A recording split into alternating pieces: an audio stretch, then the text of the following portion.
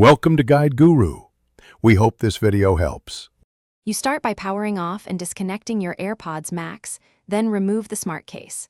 Use a lint-free cloth, 70% isopropyl alcohol, cotton swabs, and a soft brush. These tools dissolve oils without damage. Once done, detach ear cushions directly by pulling the cushion away from the magnetic rim. Note the magnet orientation so you can reattach correctly. Make sure to keep screws or parts separate and work on a flat, well-lit surface to avoid losing small components. Now focus on the deeper cleaning. You wipe metal and plastic with a cloth lightly dampened in 70% isopropyl, keeping liquids away from speaker openings. This removes oils and grime.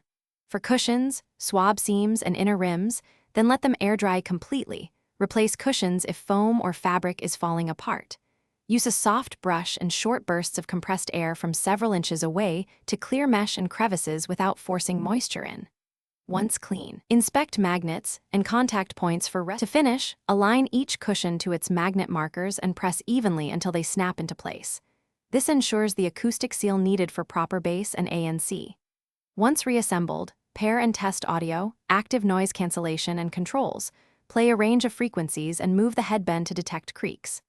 If you encounter static, audio dropouts, or poor ANC, reset the headphones, recheck cushion seals, and clean the contacts. If problems persist, consider cushion replacement or authorized service to avoid voiding warranty. Thanks for watching. Consider subscribing if we helped you today.